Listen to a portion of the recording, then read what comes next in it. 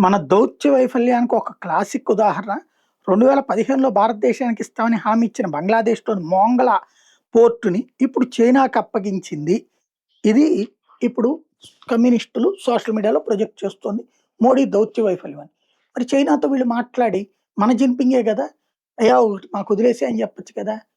అక్కడ అందరికీ తెలిసినా కూడా ఏదో ఒక రకమైనటువంటి అంటే గతంలో ఎట్లాంటి అబద్ధాలైతే అల్లి పాఠ్య పుస్తకాల ద్వారా ప్రజల్ని మోసం చేశారో, తమదైనటువంటి భావజాలం ద్వారా ప్రజల్ని మోసం చేశారో, ఇప్పటికి గూడా అలాగే మోసం చేద్దామని వామపక్షీయులు అనుకుంటున్నట్టున్నారు.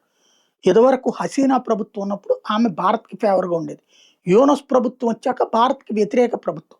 బీఎన్‌పీ ప్రభుత్వం గూడా భారత్‌కి వ్యతిరేక ప్రభుత్వం. అది మోడీ మీద ద్వేషం గాదు, దేశం మీద ద్వేషం. కాబట్టి ఇక్కడ గుర్తుపెట్టుకోవాల్సింది కమ్యూనిస్టులు తెలియనట్టు నటించొద్దు. తెలిసి కూడా ఇప్పుడు అక్కడ ఈవెన్ నేపాల్ అయినా మనతో స్నేహం ఉండదు. ఎందుకని? గతంలో రాజీవ్ గాంధీ చేసిన పనితో అప్పటినుంచి మన మీద వ్యతిరేకతని చైనా పెంచింది.